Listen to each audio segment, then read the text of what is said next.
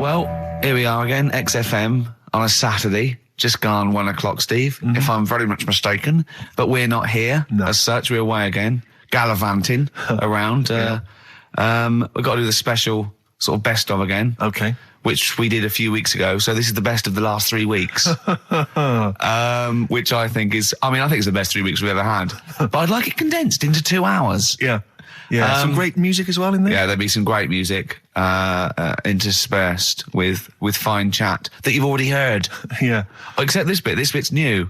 We've actually, out of the kindness of our heart, we've come in last week. Yeah, yeah. And we've done a few clips just because we felt a bit guilty about shooting off. Yeah. Even now, having heard this link, I'm beginning to wonder if it was worth our time.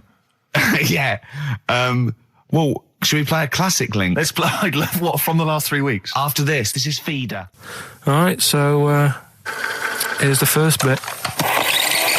Now listen, I'll give this one. This is an easy one. Now just think just what it means. They're not that hidden. They're not that cryptic. Just think what this means, okay? Okay. When the hares addressed a public meeting and claimed that all should have fair shares, the lions answered, "A good speech, hairy feet, but it lacks claws and teeth such as we have." How would you use that? No. What do you think that means? This is translated from the, I don't know, Greek or something. I don't know. It was Aesop. Where's he from? Greek. Yeah. So shall I do it in my own language? Okay. So what would happen if there's hares and they have a meeting in the jungle with like loads of lions and go, "Hey, hold on, wait a minute. I think we should all be equal and share everything, all right?" And the lions go, "Well, yeah, it's easy for you to say. We've got claws and teeth." Yeah. What does that mean? It's saying like, of course the hares want that because it's better for them. The lions get nothing out of it because they're already king of the jungle. That's right. So it's negotiating from weakness. Anyone can negotiate from strength, but negotiating from weakness is it'd be lovely. It's a lovely utopian look at the animal kingdom. But the way you said it is better than the way they worded it. Well, that's because Ricky's very much the modern Aesop. Many people have thought that. That's why he's getting a lot of awards with the TV show. For him, that's a fake. So look, I'll take that home and read ones you like and tell me about the ones you like, ones that click. I don't care if you only come in with like one or two. Go, I'll tell you what, Rick, that's there's one thing that I've learned from that. Because sometimes you can know all these phrases and until something happens, you don't think, everyone's heard, I don't know, to err is human, to forgive divine. And then something, might happen. Do you go, oh, that's what that means. That's amazing. So, Do you know any, Steve, offhand? What's that? A fable. Well, I would imagine that the most famous one I've always remembered is the lion with the thing in its hoof. Do you remember that? Paw. The lion, yeah, with the spike in its paw, and a smaller animal gets it out for it, but it still attacks it anyway. Well, that's life, isn't it? Well, I read one the other day, actually, which was very interesting. It was one that the famous film director Orson Welles said. Oh, yeah. Which he said, apparently there was a bear going across a lake, wading through the lake, and a scorpion said, well, let me go on your back, will you? Come on, just let me go on your back, we'll go across, it'd be brilliant. He goes, well, no, you'll just sting me. You go, don't be stupid, if I sting you, you'll die, and we'll both drown. And he goes, oh, fair enough. Who was doing the stinging? The scorpion. Right, okay. Yeah. And the bear's wading through the water. Yeah. So the scorpion jumps on the back, and they wade through the water, and halfway across, the scorpion stings the bear. And the bear goes, well, we're both going to die now. He goes, yeah, it's my nature. I thought he was going to say, I can swim. Oh, you're the best. What's the one about... Does that mean anything to you? It's my nature, i.e., that's in my nature. That's the way it is. That's what I do. Yeah, I'm a scorpion. Yeah. One of my favourite ones. These don't mean anything to you, do they? What I'm saying is you're not impressed by them. They're all right. What about this? What about this one? Don't trust bears. Here's one of my favourites. What? He said, well, why not just say, don't trust bears? The bear's the one that was too trustworthy. Don't trust scorpions. Yeah. Right. Here's one of my favourite ones of all time, okay? A lion is dying. It's an old lion. He's in the front of his cave, and all the animals come around, like the foxes and the hyenas and the rabbits, and they're all taking the piss out of him, and they're laughing at him, and they're laughing and going, "You can't fight us now." And just before he dies, he goes, "Fine, but I was a lion once." What does that mean? Don't know. Well, he's saying it's better to have lived and had what I had, because I was great, if only for a short time, and you lot are still alive, but you're nothing. You're rabbits and hares. I was a lion once, so I'm Are they happy. always using animals for these stories? Well, yeah, I could change it to refrigerators and household appliances if it would make it help, but animals, I remember the one about being ill a lot, and you say something about go on. If you keep doing that, if you keep having time off, well, I won't believe you. That's the boy who cried wolf. Is that right? Yeah. Do you know that one? Have you heard the famous one? This is probably the most powerful one. When you're pulling a face, and they say, well, if you keep doing that, the wind changes. I've heard stay like that. Because that's scientifically proven. That can happen. That can happen. Should we have hip hop hooray? Yeah. Are you queued up for that? No, but go on, you... Carl, sort it out, mate. I was going to... No, come on, this is what I asked you to play, mate. If you've not, you're getting too big for your boots now with your showbiz lifestyle. You're not paying attention, are you? You're not playing the record if we want you to play. Heat magazine's favourite. Yeah. Okay, so, you dropped that. CD now. That's clumsy. Oh. You're, with the big... I can't believe you're not... Oh, Fables are great. He's not impressed, is he, Rick? No, I am. I mean, once I take this book home tonight and that, have a read, I might change my mind on them next week. You're coming all stressed. I'm not impressed with the ones you've been talking about, I must admit. Okay. Coldplay, The Scientist on XFM 104.9. Right, competition, isn't it?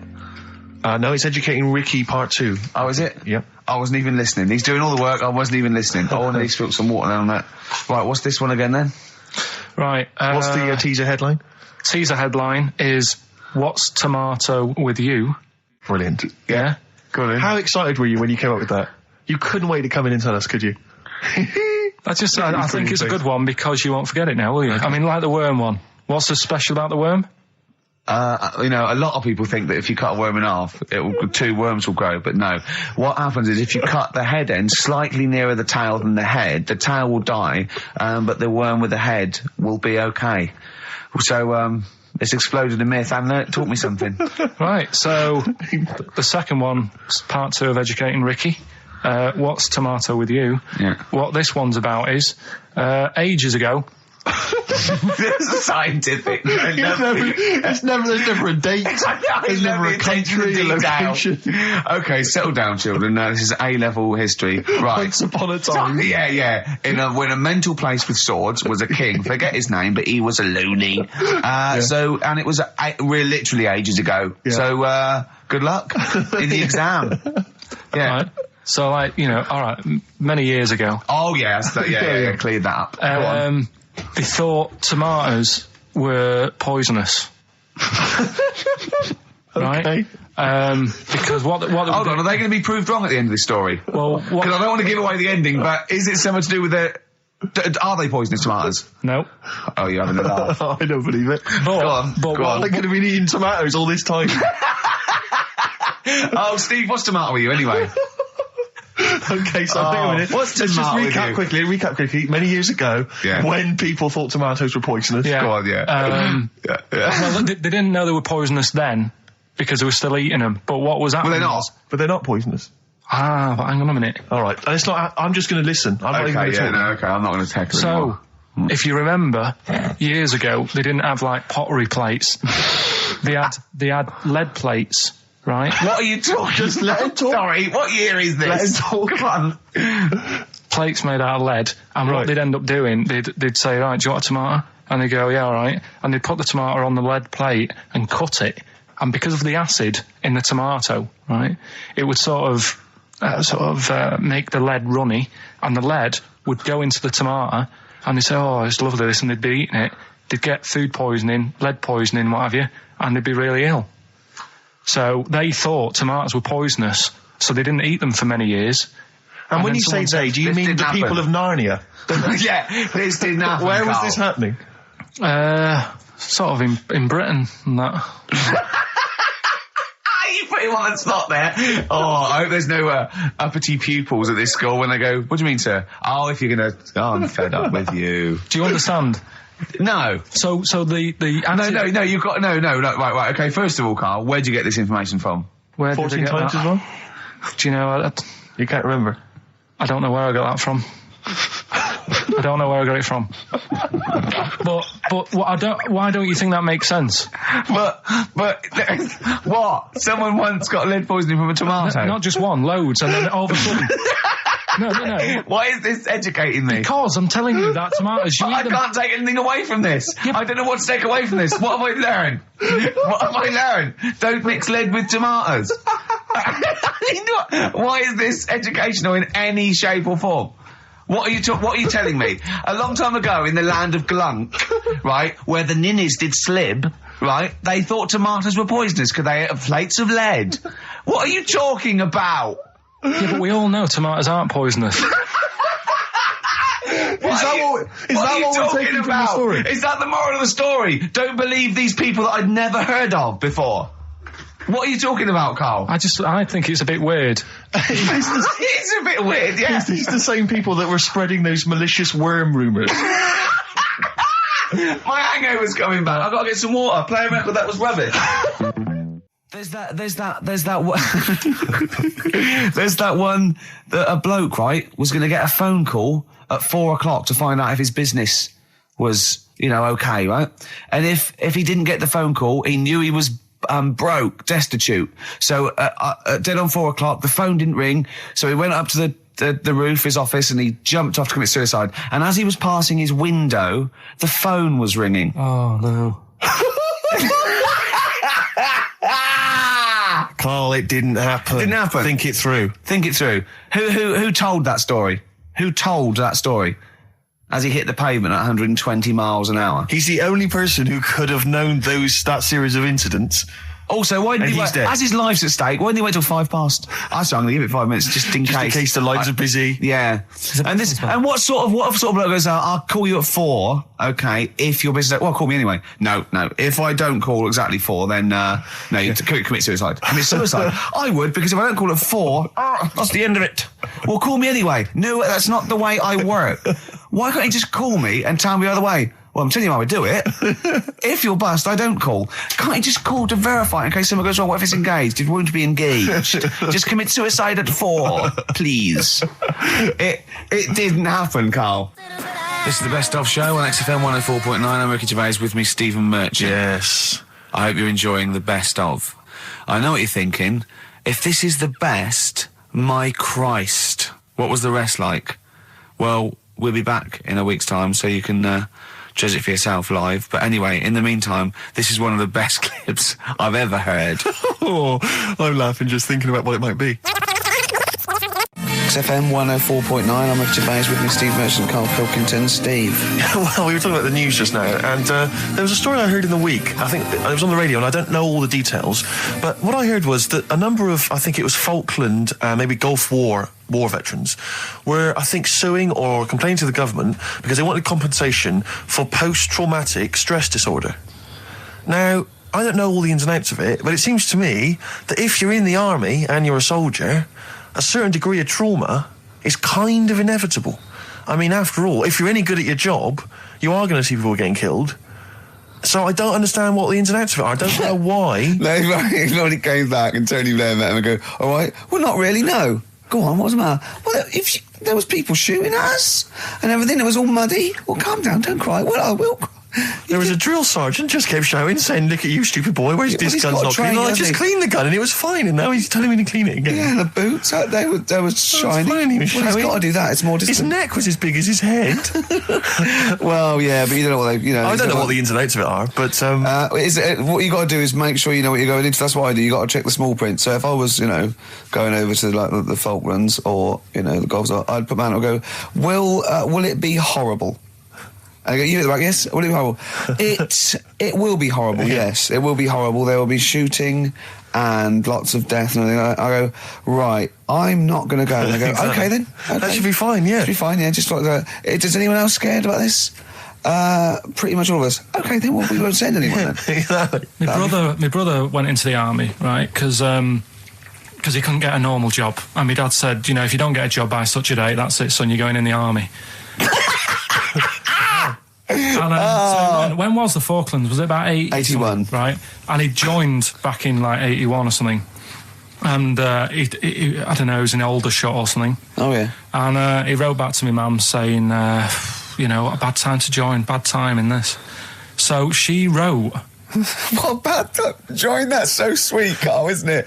That's like, dear Dad, yeah, well done. Don't know if you've noticed. Yeah, I was on the dole, that's for sure. Thank you for joining a month before the Belgrano. Anyway, go on. My mum called up, spoke to the sergeant and said, can you leave him out of this one? Can you leave him out of this one? What, the Falkland War? He's only just joined, and she called him Chuck, which he got done for. Like, she's one of them... I think it's a northern thing, like saying, how are you, Chuck? Yeah. And she called the sergeant Chuck, and the sergeant said to my brother, your mum, she's called up and asked if you can not go. Which, of course, we'll see how it goes. But can you tell What her... do you mean? Why did the sergeant even entertain this? Well, Pilkington, come here. Your mum's been giving me a bit of earache. Now, listen, tell her I've told you, but can you call her, because she called me Chuck and everything. Can you call her and say you don't mind? Well, not really. Oh, please, because I've promised her say you want to go. No, please, say you want to go. Why was he entertaining this phone call?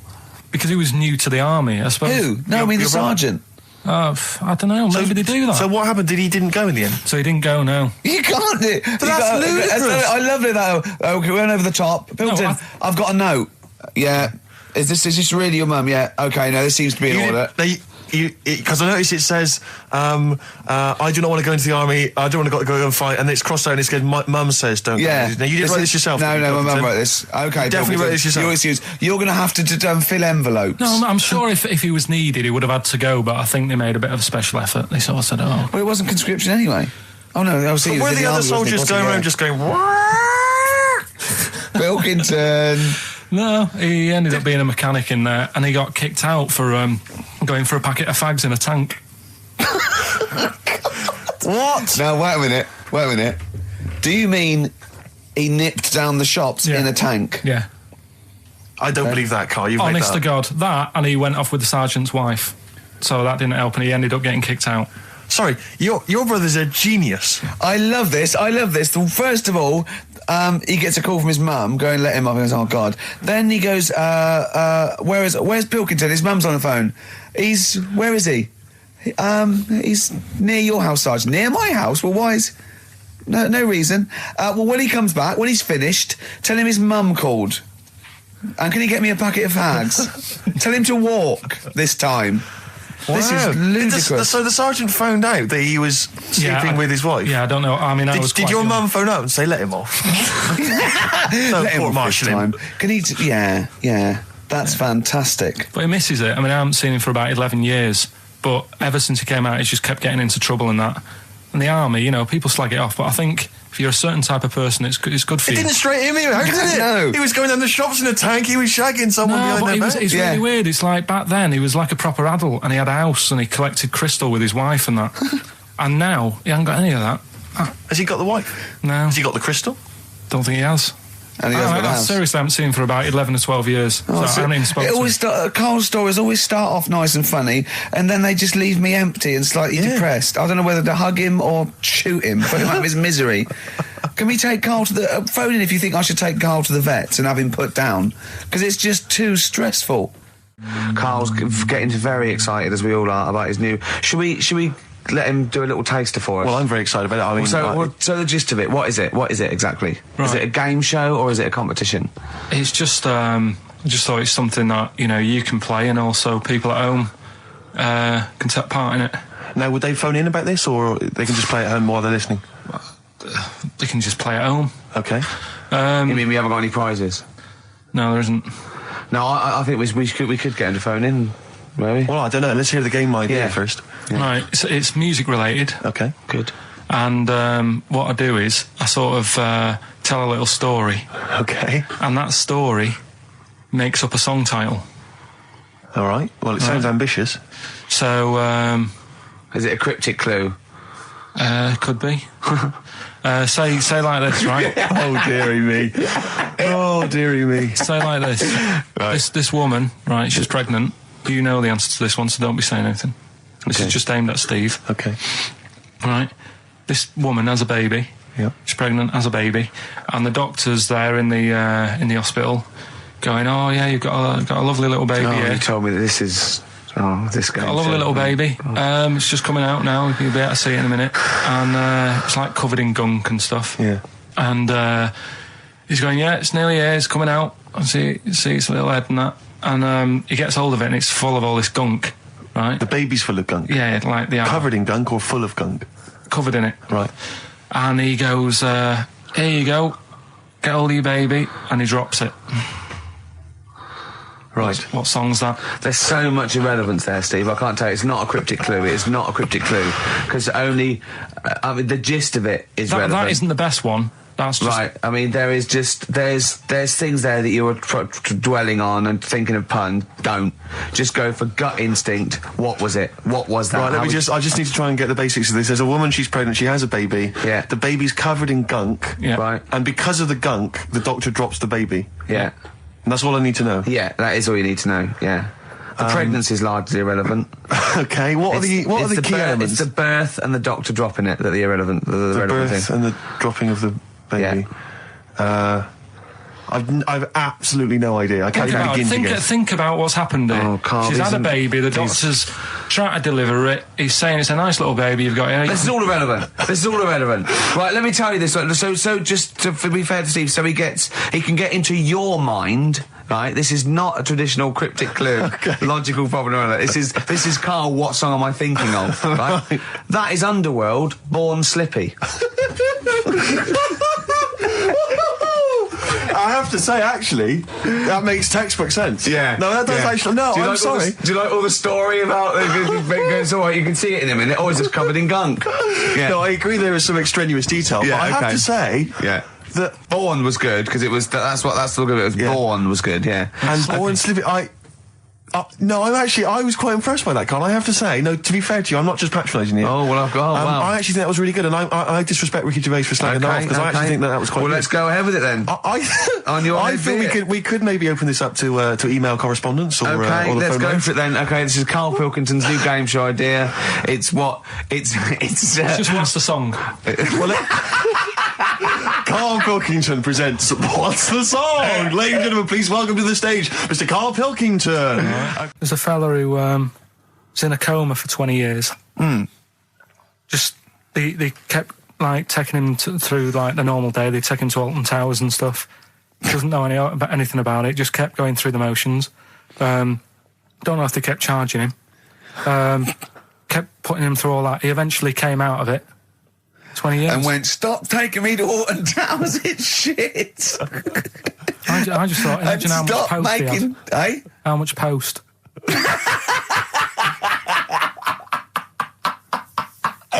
Oh, Did you read about that guy in the paper, Carl? He, sorry, on the internet.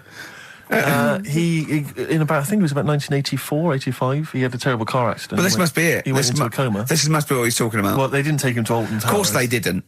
But you've got to try and decipher the truth from the conjecture, from the thing that I mean, don't forget, Carl realises that he's had a dream. He talks to Suzanne and goes, that was good, wasn't it, last night we were in the plane? She goes, no, that's a dream. He goes, oh yeah, where's my cornflakes?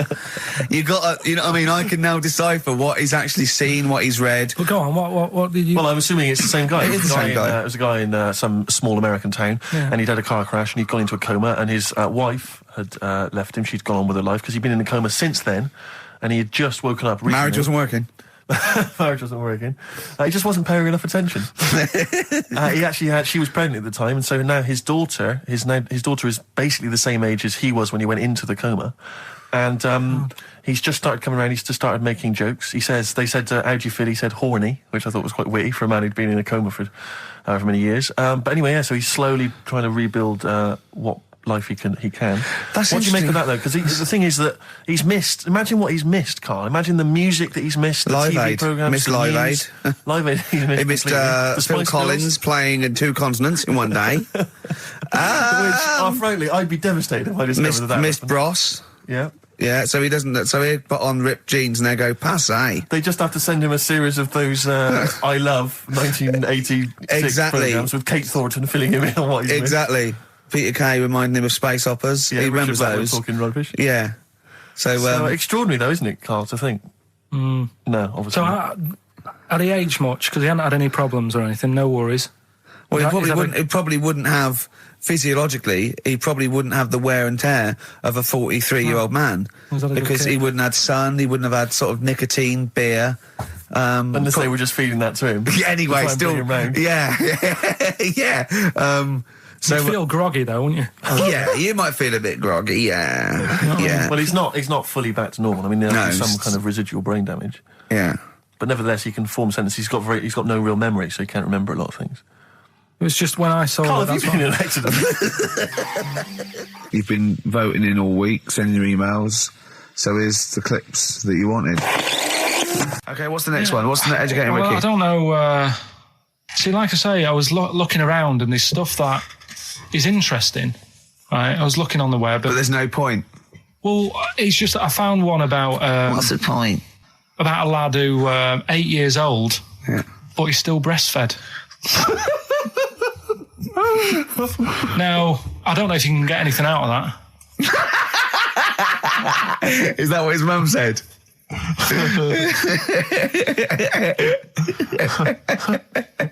So, What do you mean? I don't know if I can get anything out of that. You don't need to. No, it's just that, you know, Where did you read that? that was on the internet. Oh, well, yeah.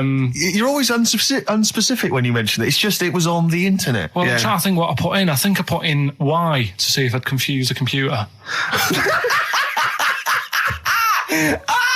And then, Go! You are. no, I did, No, honestly. I did a search, put in why, and it came up with funny things that, like, why is this person doing that? Why is that?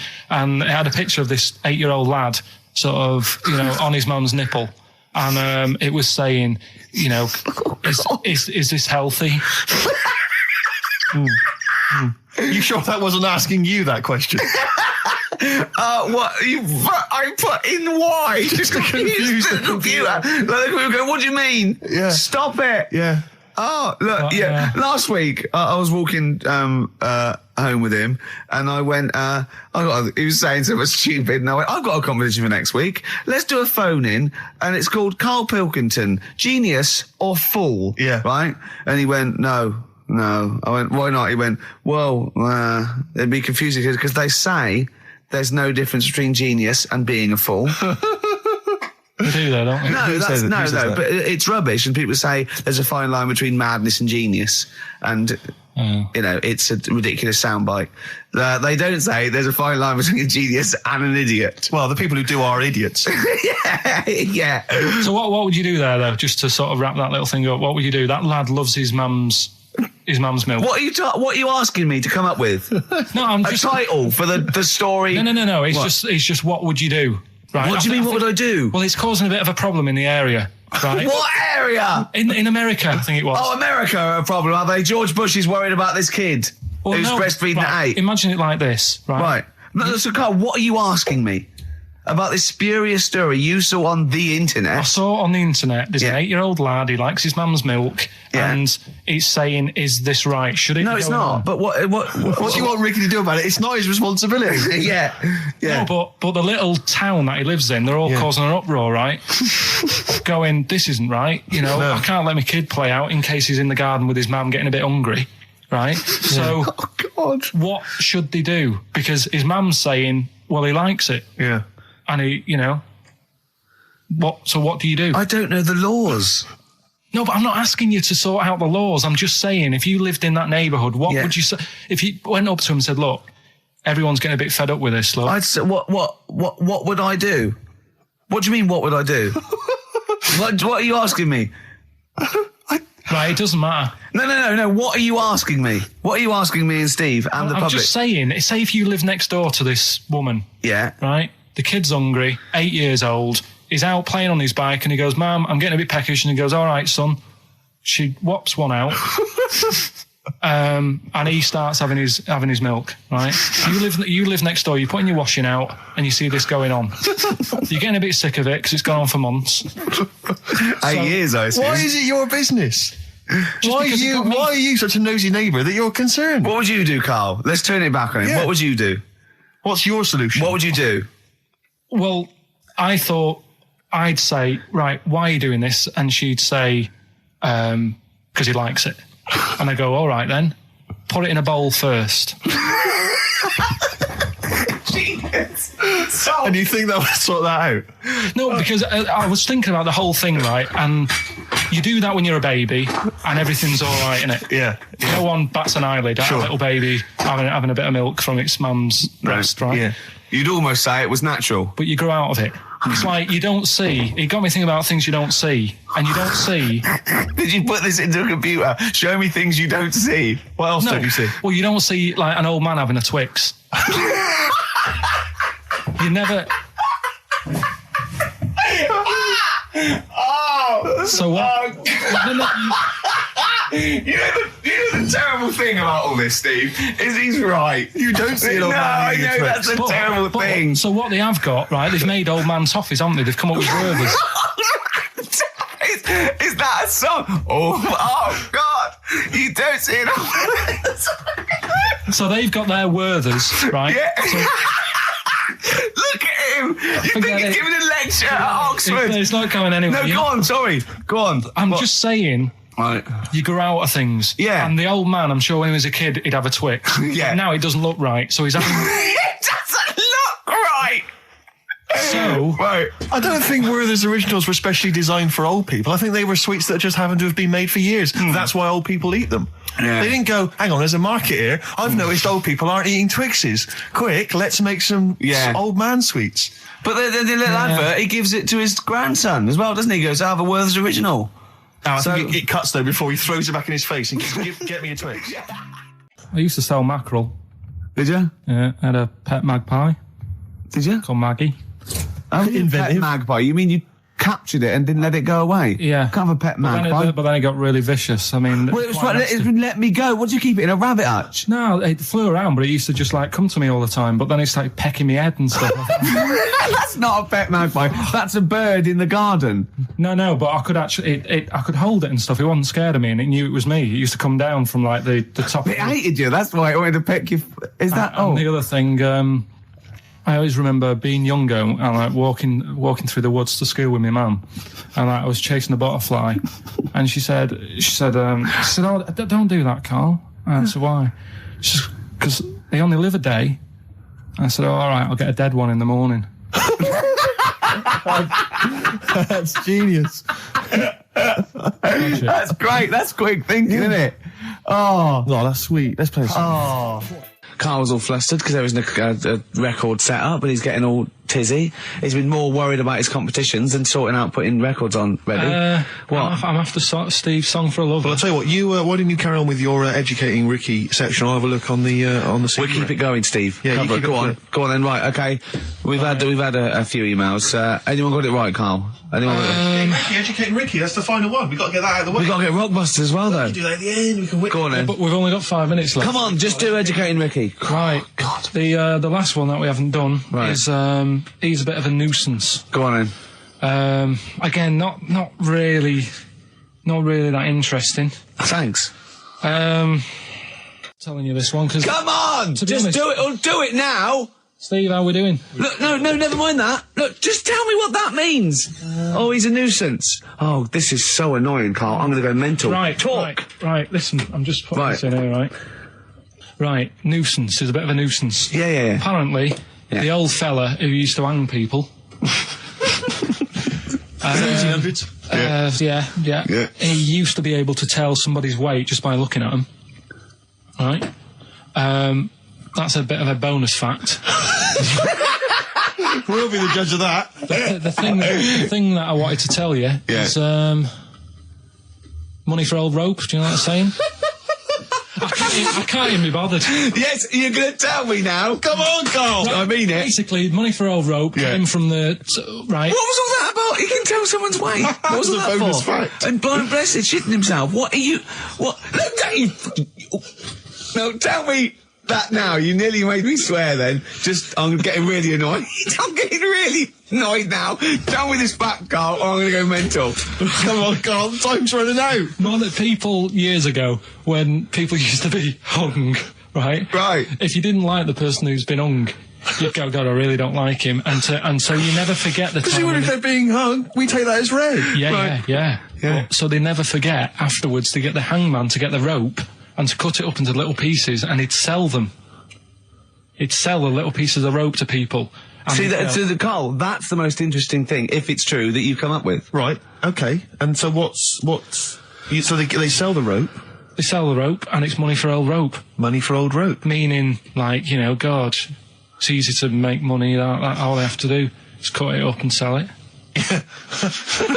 I'm cynical. I'm not so convinced. Listen, we're really tight. We haven't even got time for a last track. We've got an ad break, and we've got to give out. Okay, give the answers then. This is ridiculous. All right, this is Karl, the producer of Ricky Gervais and Stephen Merchant on XFM 104.9. We're playing out some of the best bits. Hope you're enjoying it. Here's another one.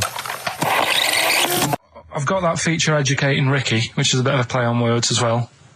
Right? Do you know the film, Steve? Educating Rita. Yeah. I see what you've done.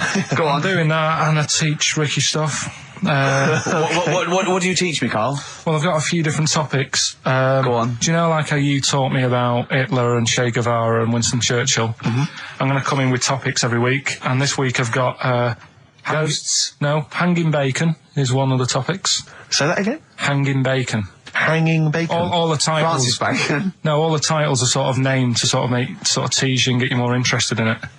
Hanging bacon. Well, you've certainly intrigued. Go on. What's another title one? Hairy Chinese kid.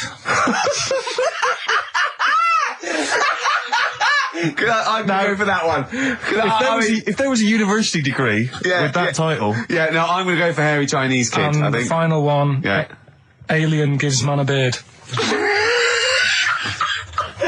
Right. Alien gives man a beard. I am going to burst. Right, listen, Carl, you've got to tell me. Right, first, let's do it in reverse. No, we're not going to do it now anyway. What do you mean? We've got to do it now. I mean, this is the first interesting thing you've said in an hour. Okay, the listeners have just been subjected to rubbish and mistakes and everything for the last 6 months. Please, we've got to do Alien Gives Man a Beard. What is that? Tell us that.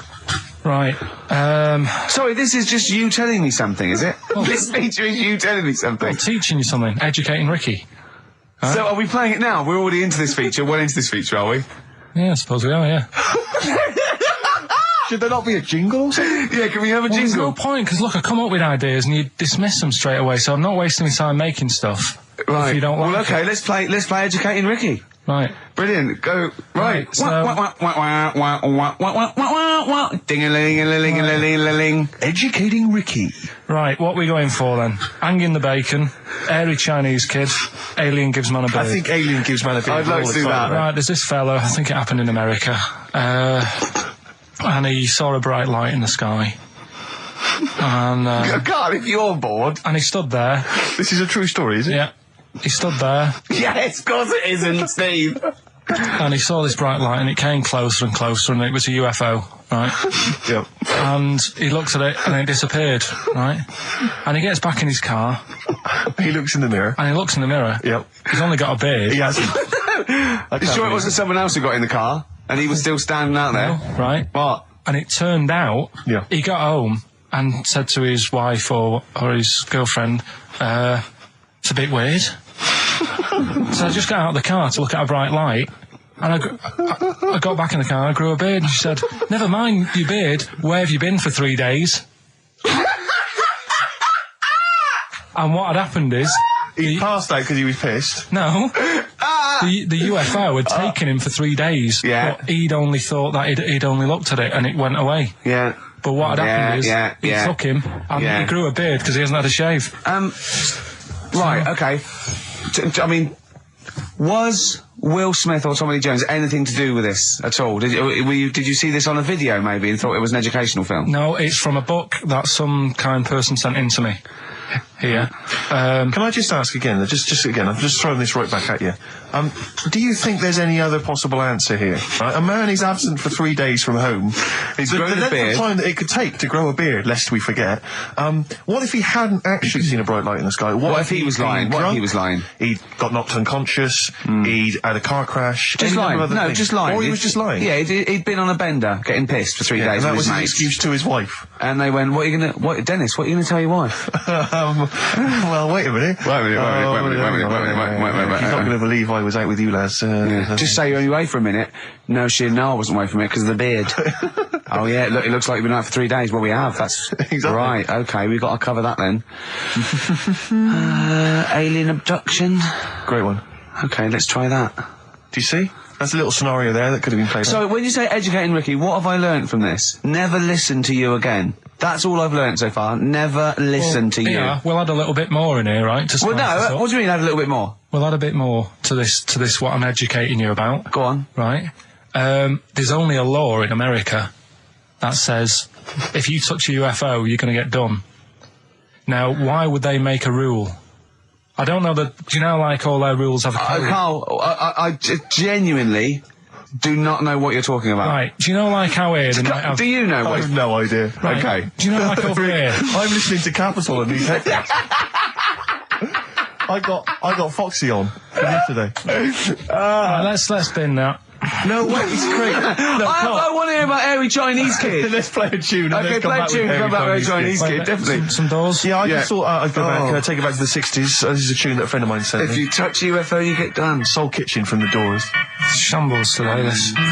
We talked about it before. Do you know the little mouse that had an ear on its back? Yeah. Sure. Right. Well, you thought he had a bad time, right? Listen to this one. Mouse walking about with us sort of wearing a monkey's testicle. They're just having a laugh. This is what I mean about a lot of scientists. What are they doing? When's that going to come in handy? I don't know what you mean. Well, they were seeing if, say if a fella loses one, right? Yeah. Hitler or whatever. And they go, well, don't worry about it, we can sort you out. I don't know what the monkey's going to do. I don't know if they keep passing them on or whatever. But the actual monkey testicle was put on the mouse, and it worked. It worked for the mouse.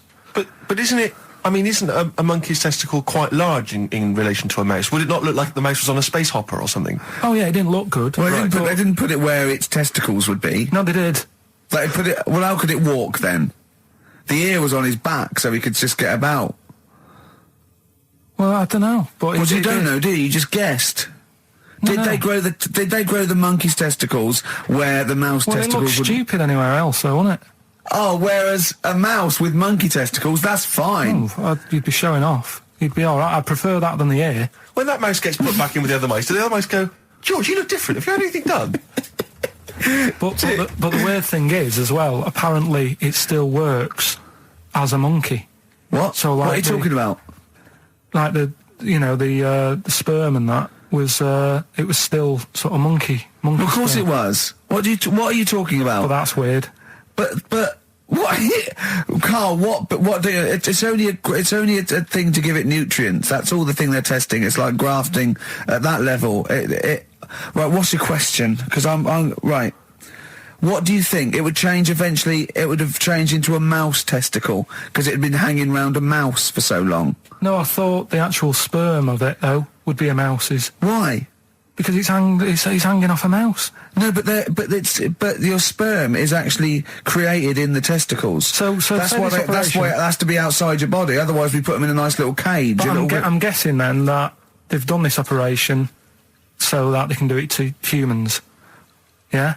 Why would I want a monkey testicle if my kids are going to be monkeys? What use is it? No, think. That's no. That's going to happen anyway, Carl. Yeah, but think. Think of what you're saying. They've grown a monkey testicle on a mouse to see if it would still function as a monkey's testicle, okay? So they can do that to humans. So think, Carl. What they'd do is they'd grow a human testicle on a mouse and it could still be used as a human testicle. So what? To give you a testicle that you've lost. From a mouse? No, from another person who it was kept alive on a mouse. Because it's kept the nutrients alive, as opposed to keeping it in a deep freeze. Maybe bollocks go off after a week. I don't know. Maybe they get accidents. He had a little a card. Do you donate your testicles? Yeah, I'll tell you what. No one needs testicles yet. Let's keep them on a mouse. You have yours ripped off in some sort of bizarre skiing accident. You go, well, you're in a Battersea Dog Town. You pick the ones you want. They can grow them on anything. They can grow them on a Dachshund. Bulldogs are growing them usually that's where you see a bulldog. Usually that's waiting for an operator. What don't you understand, Carl? Hang on a minute. I thought this was knob news, not testicle time. I don't understand why. Yeah, this testicle time's not for another 10 minutes. Yeah. No, it's all sort of linked and that, though, isn't it? Well, Sometimes it's linked to a mouse. But what do you think about, like, I don't know, testing stuff out like that? Is it worth it? Could you not just go straight from... But listen, Carl, I'm getting this information from you. No, If this was on Question Time and someone said there were, Dimbleby and Paxman or whatever said it, I'd think about it as a moral dilemma. You've just said you saw a mouse with a monkey testicle. What do you think of that? I don't think any of it. I don't think anything of it is the answer, Carl, because I can't trust the info. I cannot trust anything that comes out of your mouth. Well, it's true, but it's just all this. It's the same thing, innit? It's the leeches in a blender. It's the fella looking at an electron. Yeah. It's the mouse with an ear on its back. Yeah. I don't know what the point is. But you don't read on. Because I've seen you read something and you're going, look at that. Man survives on eating knee. And I go, what else? You go, I didn't read on. I didn't read on. You look at the mouse with the ear on the back, and you just think, that must be murder at a concert. You don't think. You don't think. No, anything I else. just You don't think, read on. is it worth sort of wasting You think he swallowed someone's ear? He gnawed it away and swallowed it, and it's just in his system. Yeah. No, I just get a bit sad about the mice and that. I agree. I mean, that is sad, yeah. Of course, anything like that. Travis on XFM 104.9 on Ricky Gervais with me, Steve Merchant and Karl Pilkington. We're doing Educating Ricky. Right, final one. Come on, Karl. Right, what was it? It was, why don't they just get a diary or some paper or something to write on? Yeah. Yeah. Because snappy. I couldn't think of a heading for it. It's basically Go on. people who have tattoos. I've never understood it, right? That they have something put on their arm. Well, sorry. Have we started the educate? Is this part of it? Are you educating me? This is something that will be useful in my life that I didn't know about. Yeah. Go on then. No, it's just that they've got a machine out, right, that does tattoos. You come up with a design you want, and you this machine scans it, and you put your arm in this thing, and you press print or whatever, and then it does the tattoo on your hand or on your What, arm. like loads of little needles that follow a pattern?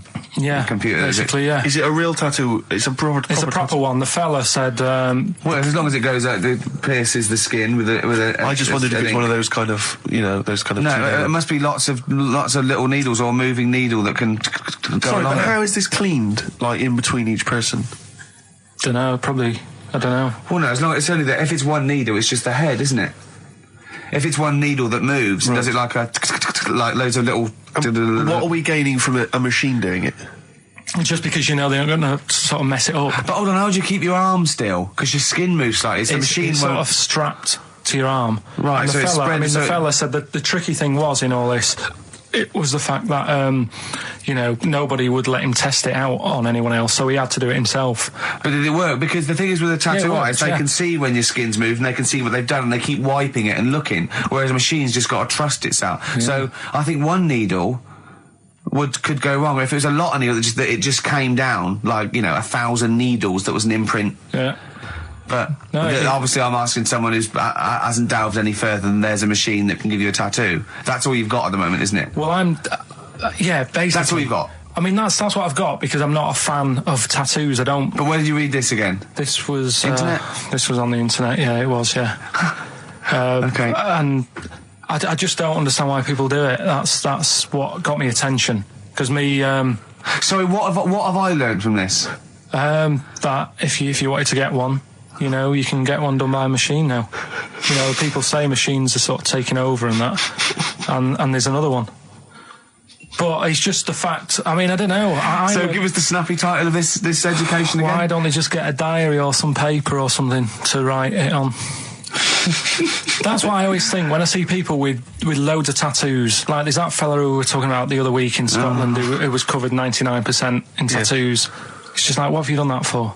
Yeah. Do you know what I mean? You can't get rid of it now. You've done it now. Yeah. Wallace Chambers, Kings of Leon on XFM 104.9. I'm Ricky Gervais, with me Steve Merchant and Karl Pilkington. And England are world champions again then, so... Oh, it's brilliant. It was amazing, wasn't Yeah. it? See, I'm not a rugby man at all. I never watched rugby. I think the last time, was when we won about 12 years ago, whenever it was. And I got into it last week because I realised we were doing so well. I'll watch England win anything. Yeah. Do you know what I mean? I don't care what. In fact, I wasn't into war when I was little until I realised we were so bloody good at it. We are really good at it. It's brilliant. But, yeah, fantastic. Yeah, it was great. Right, that's the rugby thing over. That's What dealt next? with. That's it. That's all I've got. That's all I had today. It does steam me. Sometimes I watch it and it does remind me of when I play rugby, because one of them will boot it down the field, and then someone will catch it and boot it straight back again. Yeah. Which is essentially how we I was play made rugby to at play school. rugby. I had to play rugby. And I don't think I'd get rid of the ball so quickly. Yeah. I don't think I ever got tackled or fell over. Yeah. I think I touched the ball about 20 times in the 2 years it was compulsory. Yeah. I was terrified. Yeah, And absolutely. that's same as cricket. I can't. I'm a terrible batsman. I'm all right at bowling, but it seemed like the pastime for people I went to school with was to injure you. Yes. It was funny to see someone poleaxe. It was funny to see someone get a cricket ball in the head. Absolutely, yeah. You know, I never so- relaxed into rugby because the first day I was going to play it, my mum, I swear to God, my mother said, "Are you playing rugby today? You got the kit and everything. Enjoy it. Be careful." There was a kid at my school who broke his neck. And Cheers, Mum. thanks very much for that. See you later. So I just went to school absolutely Man, one thing, petrified. broken neck, is that or you get better in a couple of days? Oh, No, couldn't find your wheelchair. No. Enjoy the game, though. Yeah, no, it was absolutely petrified. I was just petrified from that day See, on. at least American football, Got the helmets. padding, the helmets. Yeah, but anyway, no injuries, thank God. Thank goodness. So, Well, I tried to play rugby, but it's awkward when you've got glasses. I don't know, there's something about you didn't really play with glasses on? Yeah, of course. Well, I couldn't see anything, could I? I couldn't see anything. How else was I going to play? Oh my God! And So you're bound to be cautious, because inevitably you're a bit more cautious when you've got glass you were next the to your tallest face. person on the pitch as well. Yeah. I mean, you were when you were about 14, you were probably 6 foot already, weren't you? Yeah. And everyone else was what, 5'2"? Yeah. So you were Towering above them. with glasses on. Just with the glasses on. And you've got pretty cool glasses now. Thanks very You've much. had a bit of a makeover. It's like Trinity and Suzanne said, Yeah. first thing to go, the glasses. Sure, sort them out. Yeah. Yeah. And presumably you used to have those National Health sort of bottle. Pretty much. Yeah. Is it true? You've never been able to mosh at I a tried to concert? mosh. 'Cause Because you're I've scared. always watched people stage dive in, moshing at concerts. I've always thought that looks like brilliant. You know, when they ride above Like a everyone's wave, like heads. they're surfing on across someone's the, hands and stuff. Everyone's like, yeah. And I've always wanted to do that because I'm a big rock music fan. And the only time I did mosh was at Rage Against the Machine.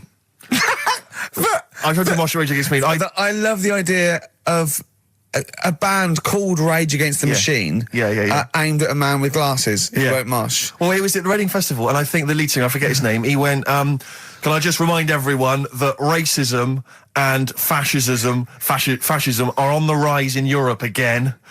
Let's not let it happen. What did you do? And we all cheered, obviously. I mean, if there's one thing that guarantees a cheer at Reading Festival, it's down with fascism. And what did they do about it after the concert? Pretty much went back and went home and took had a some cup of drugs, tea. probably. I don't know what they got up to. Sure. They didn't go to Europe then and try and start. I No? don't think they got involved politically in Europe. I think they just continued to rage. Against the Machine. Yeah, mainly. but largely in America, I think. Sure. But sure. I tried to mosh, and I got moshing, and glasses flew off. And I remember, because we were playing away, you know, you do what you tell me. And I was just going, careful! I've dropped my glasses. Can we be careful? Loads of kids in hooded tops. Yeah, exactly. Just going mental. Yeah, and they're all jumping up. So I was going, can we just calm down for a second? Let's until I not got be them? silly. Yeah. Yeah. It was absurd. And I had to kind of, scrabble around on the floor, and thankfully they were okay and they didn't get broken. So what couldn't you do then? What do you mean, what couldn't I do? What at school? Can you not see without glasses? No. I mean, it's like that you couldn't do anything. It's a blur. Really? It's a blur, definitely. God. Yeah, it's like being kind of punch drunk or whatever. So yeah, you can't play sports when when you've got glasses. But why not contact lenses? Because they're not strong enough. No, they seemed a bit fiddly. Oh, brilliant. Bit of Lou Reed. Is that what you want? Yeah, Satellite of Love. Classic. A retro cut. Lou Reed, with a little help from David Bowie there in the background. Satellite of Love on XFM 104.9. I'm Ricky Gervais, with me Stephen Merchant and Karl Pilkington. Now, Steve, you know how Karl won't do anything outside his jurisdiction. He moans about stuff. Whinges He's got constantly. one job. We're doing about 5 things in the Always week. plate spinning. We just turn up and he's always available. He moans about it. He goes, "Oh, lucky you caught me." Right? He's chatting. He just He's one of those people that whinges enough, and people think he's overworked. So he got Mondays off. Right? He's just a whinger. Yeah. I haven't He got won't- Mondays off though, have I? Yeah. Well, anyway, 2 hours on a Saturday. This is what the phone message he left me Wednesday on my mobile, but I just is chatting about certain things that are going on at the moment. What he does need to know. Duncan, who mentions, is my agent, and you'll understand a few other things. But this is the sort of message I get from Karl, right? Whinger. Old messages. Right, 12:10, Wednesday. Just getting loads of people calling me all the time about Yesterday, DVDs signing for BBC London. I don't work there, but I've been dragged into that. I've got a woman on leaving a message from Talk TR going on about do you want to go and see Pop Idol again? Right? They're just saying you and some listeners can go. So I'm sure you'll love that. I've got Jim Benner wanting you to introduce the tin buckets at the Astoria. So can you just let Duncan know that I'm doing his job whilst he's sat on his arse with his thumb firmly up his arse? Can you let him know that I'm running around like a here sorting shit out for you? Alright, see you later. Message left So, at 12. do you know what I mean? I know, but that's the kind of phone message he's leaving. But Do you remember who he was before you? But started he's working even with him? annoyed that he gets a phone call. I remember he got a phone call for you to do a voiceover and didn't pass it on. You missed a voiceover. That was thousands of pounds. No, I 'Cause did pass it on though. I told you. You I did. said a You woman. said someone had phoned. Yeah. That's not good enough. But who's that? Well, she didn't say, and I didn't ask. But Of it's course not my she job to do said. it. She didn't say. Rubbish. So you didn't take the number down? Just when she went, "Oh, can you tell Steve to call me?" And you went, "Yeah." Yeah, well, I just thought you'd know her already. I should have known. It was a woman, so I should have known. He's having a go, you see? Unbelievable. I don't know how it's come back on me. You're the one who was picking on it. Yeah, exactly. I'm saying. I'm defending. Why is he having a go at But you? he never Because picks on Ricky because he knows you are his bread and butter.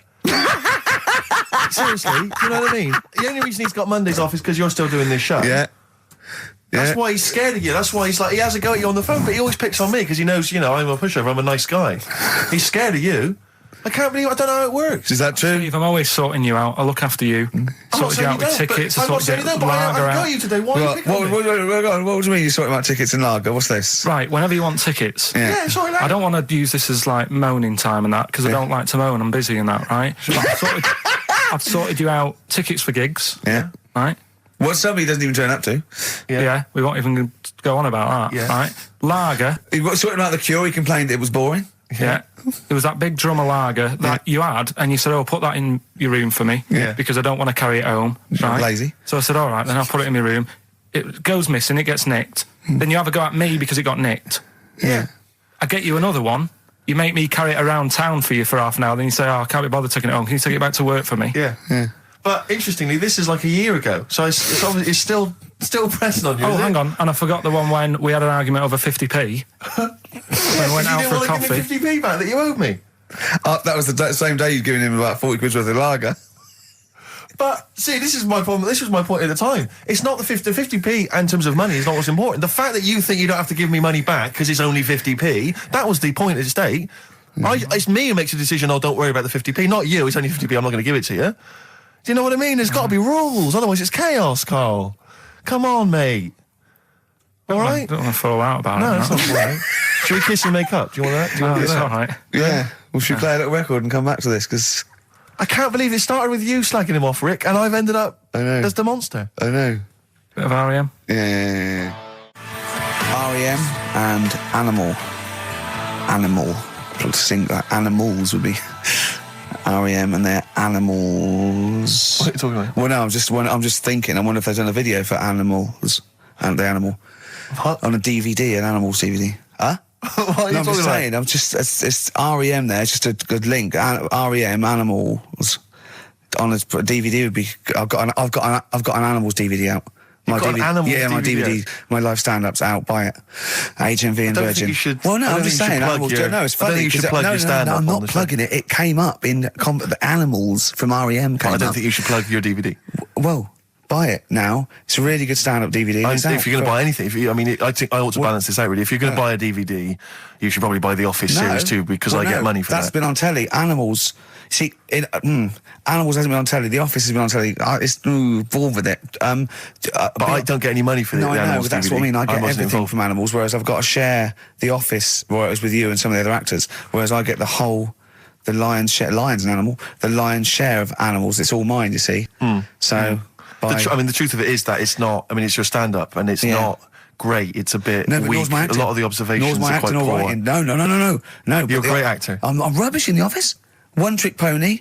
Well, I I just agree with touch that, my but- tie and I look at the camera, bored with that. Yeah. Animals, whole new side. Yeah, but 15, frankly, you've been 15 quid. doing so much publicity on TV that if people have seen it all, they'll have probably seen all the best clips. No, yeah, And, but I mean, The there's only a Office, couple of decent It's gags. only really the dance, and you can get that on a JPEG. So I Some other wouldn't- great stuff. Don't in buy there. The Office. There's some other great stuff in there. No. Phoenix Nights is better than The Office. So buy Phoenix Nights. Don't buy The Office. Okay. Well, right. Let's get on with it. That's yeah. that. Right. What else is You've happened? probably heard most of the stand-up observations on this show, so... Right. What have we got for us? Available in HMV. Go on. Oh, wow. I'm annoyed.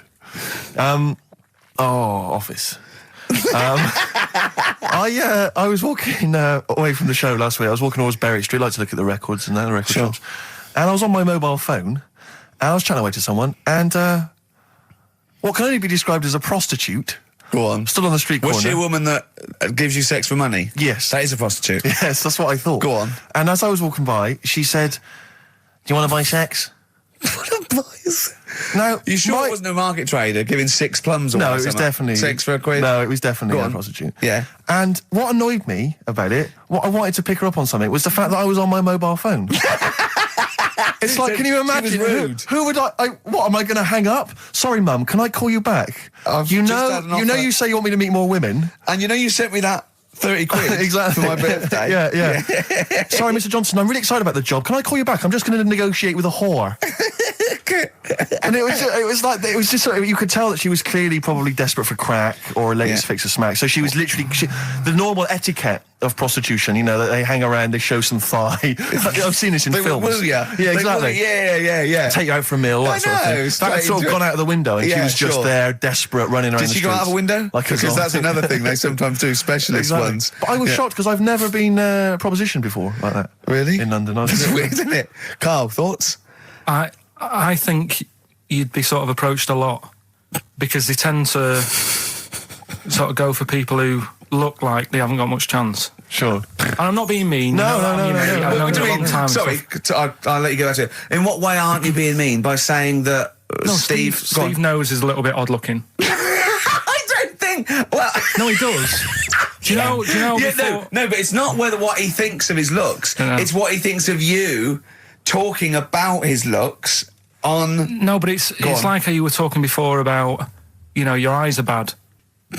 It's nature's little way of saying, look, nothing to see here, right? Don't get that! I don't know what you mean. But when you look in the mirror and that, they've gone, look, he hasn't got the looks, let's make his eyes bad, right? Yeah. Nothing to see here.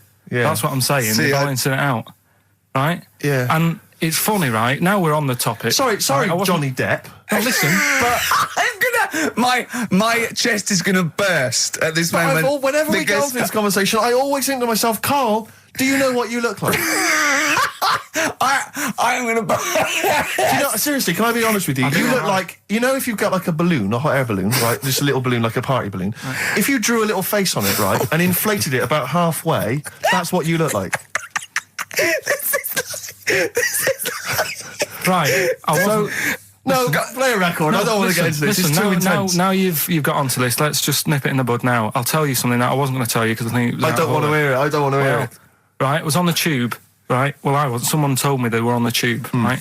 And the tube pulled into a station, right? And one of the women saw the poster that's out at the moment with you and Rick on it, right? Yeah. So this woman apparently goes, oh look, there's Ricky. Ricky's on the radio, right? And the other woman goes, oh yeah, don't you listen to it? So she goes, oh, I didn't know he was on the radio. And she goes, oh, I'm sorry, Steve. look at... Because he didn't sound this bad. She said, oh, look at that look at that person he's with. So she goes, yeah. She said, that's Steve.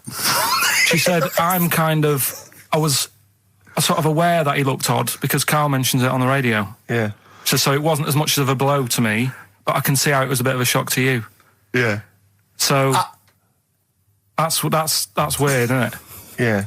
And that isn't me sort of telling this woman to say anything. That was all happened without anybody else sort of bringing it on. Yeah. Do you know what I mean? Yeah. So... Was it... Sorry, you seem to be relishing this. Was it because of the little balloon story that made you... I honestly, Steve, I wouldn't have told you, but if you're going to start, having a pop... Yeah. Do you know what I mean? I can't just sit here and take it and that. No. I mean... All mates. Yeah, it's just... Yeah.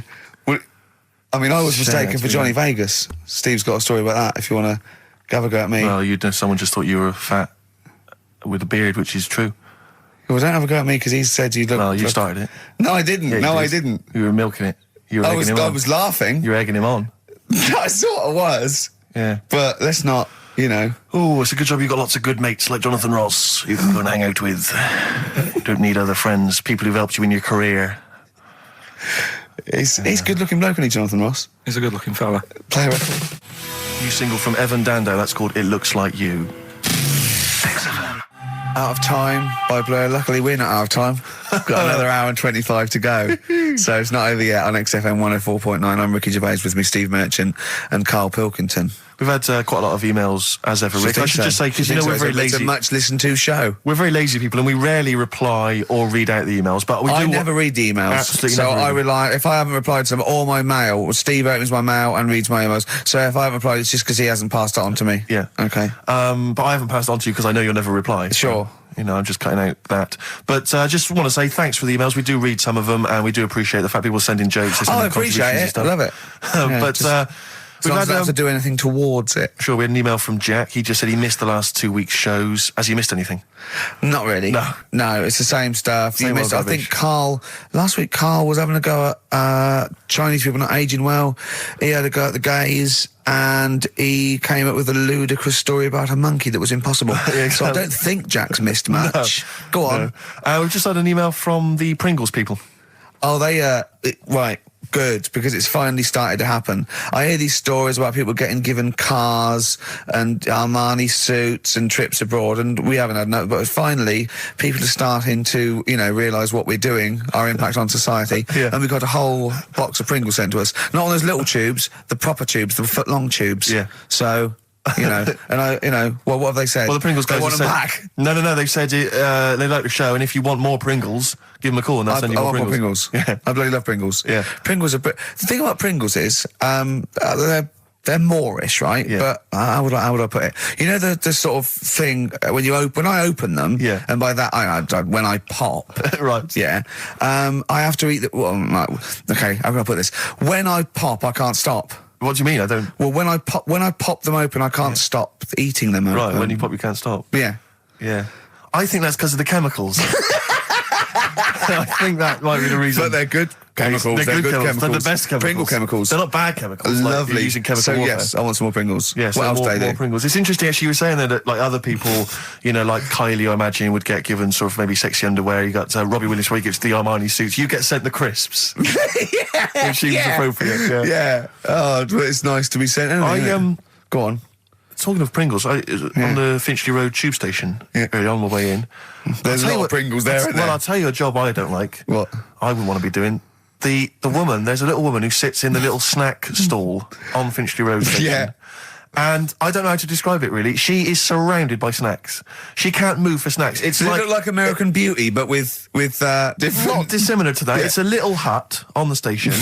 And it's like, if you go to the seaside, you can put your head through one of those cardboard cutouts and it looks like you're a big fat person or whatever, and you can have your photo taken. It's like an equivalent of that, but it's just snacks everywhere. She's got bananas up to her chin. She's got chocolate coming down to her eyes, crisps either side of her. She can't move. She can't do 360 degrees. She's like packed in there. I don't know how she gets in there. I think they put her in there first, and pour in the bananas. Yeah. Then they go pour in the nuts. She has 2 hours of makeup before they open. Exactly, yeah. Dressing her in there. Because I'll ask for something from the fridge, and she cannot turn her head to see. She has to go by feel alone just to feel the fridge and get stuff out and pass it. And often I'll say, that's not what I wanted, but she can't. You've got to let her off. It's extraordinary. Dear. But there's no music playing. Does she have there's to nothing. sell her way out of it? Exactly. If it's a slow day, she's stuck there till the next day. Yeah, it's like a world-breaking attempt. Yeah. Oh dear. First Finchley Road. So if you, if you're on Finchley Road or just want to pop down there, have a look at the snack woman, because it is. It's how always does she amusing. get refills though? I don't know how it works. I don't know how she goes to the toilet or eats. I don't know what she does.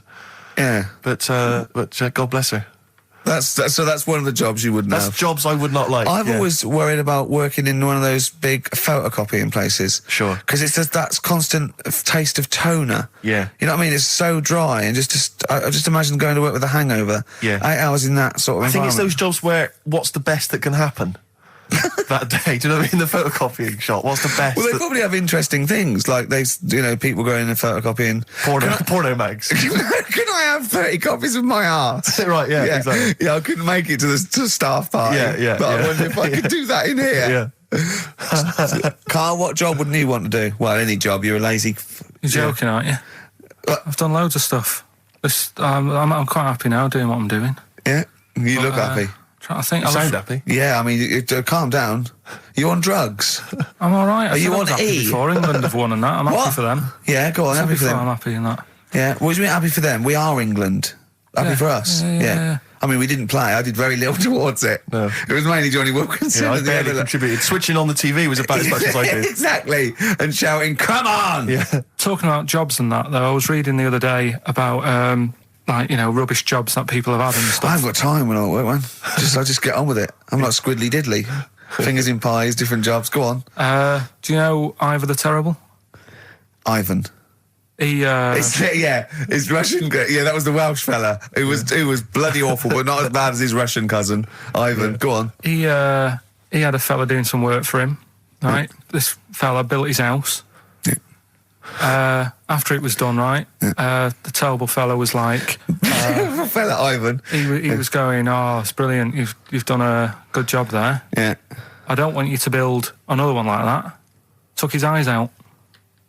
Just stopped him making an house like that. Another again. one. Blimey. That's Why bad, isn't it? didn't he take away his trowel? Then he could have seen, but he couldn't have built a house without a trowel. You can't build a house without a trowel. Yeah. Makes you I think, suppose he probably later thought that once he'd been nicknamed Ivan the Terrible. Yeah. He Good, thought, why? Because you I- gouge people's eyes out. Yeah, but I didn't want to build another house. I know, but Take his trowel away. What would I have been then? Ivan the crafty at most. exactly, yeah. Ivan the jealous, Ivan Yeah. the spoilt brat. But Yeah. Ivan the someone's Terrible eyes. is That is bad. bloody terrible. I'm surprised you're not called Ivan the... Do you know what I mean? Yeah, you're going to go down in history like with Vlad the Impaler. Yeah. He's mainly remembered for impaling people. Yeah, he did a lot of other stuff. Did a load of great charity But work he did. It's the not impaling remembered. is the thing that's really Yeah. gone down in history. When were you reading about Ivan the Terrible? No, it's just or little Ivor stories. the Terrible is the thing you remembered from this informative article. No, it was just little bits like that. Talking about him, there was a thing about someone who worked for that fella who painted the ceiling. Sistine Chapel. Yeah, Okay. there was a thing. A woman who worked for him in his house, and I love how you assimilate information when it's just bordering on the academic, or just the interesting and true. It's wonderful. Ivor the Terrible gouged someone's eyes out 'cause built him an house. That fella who painted that ceiling had a woman work for him. Imagine if you wrote that down in an essay. Imagine if you wrote that in a school essay. Well, you'd probably end up with not getting a grade or... Yeah, or thinking you turned out to more than you had. Exactly. Anyway, the Go woman on. who lived with... Yeah, the woman who lived in a shoe. Go on. yeah, there was this woman who lived with him, and she used to go out and do all this shopping and that. Yeah. But because she couldn't read or write, he used to have to draw everything that he wanted. Why couldn't you just tell her? I don't know. No, It's but no, wait. That's an excellent point. Could she talk? Yeah, but if it's a big list and that, loads of different coloured paints. But why and couldn't stuff. she draw on a piece of paper? Why did he have to do it? Because he's a better drawer, isn't he? That's the point. That's it. That is. We were just looking for the logic of the story. You found You it. done it. Play a record.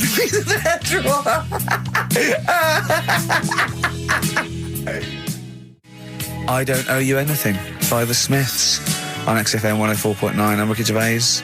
with me, Steve Merchant and Karl Pilkington. Karl, over to you. This is the time where we play, well, the world famous quiz, isn't it? Rockbusters, isn't it? Yeah, which is Blockbusters, but with music. See you later. Cryptic clues and that. Do you want to say? Not really cryptic, but go on. We've got a number of DVDs to give away, including some teachers' DVDs. We've got a bunch of CDs here, and also Ricky Gervais's live stand-up DVD, Animals, brilliant. which Cool. is not good at all. I really would not encourage people to buy that. It is weak observations, poorly performed. I would recommend The Office Series 2 on DVD. Rubbish in that. I'm awful in that. You can actually see me forgetting some of my lines. That's true. Go on. Right then, so cryptic clues. Just an example, might be new. I reckon people will be staying in today because it's raining and that, so might not have heard it before. So, like... or they have and they're not listening. Yeah. Well, whatever. Good. You gave up on that, did you? Three. Well, give us an example of the sort of thing. Jesus. All right, maybe don't. Listen, It's gonna take that long. I'm a broadcaster. Yeah, words are my tool. Go on. All right, forget that. Come on, Baldy. Right, three clues then. Here's the first one. It's a band or an artist. Yeah. Right? I'm going to the northeast. What are you going there for? Good point. Good question. Right? Yeah, if it had been why you're going to the northwest, that's a different matter. Go I'm on. going to the northeast. What are you going there for? Right. Yeah. S is the initial, so it's a band or an artist it starts with an S, and that's the clue. Right. Second one. She's related to the man in the lamp. Right. That's G. Right. She's related to the man in the lamp. Right. And the third one is the Jamaican fella would love to live there, but it's a little bit pricey. Oh God, I feel an accent coming on. That's one where you're going to have to think about it with the accent. I imagine. Initials there, DS for that one, right? So the Jamaican fellow would love to live there, but it's a bit dear and that, isn't it? A bit pricey. So, So give us some again quickly. right, the first one. I'm going to the northeast. What are you going there for? That's S. She's related to the man in the lamp, That's G. Changes a and bit. the Jamaican fellow would love to live there, but a little bit pricey. Mm-hmm. And Okay. that's DS. So email in or text and that. Ricky.gervais@xfm.co.uk. What's Or the text 83XFM. Yeah.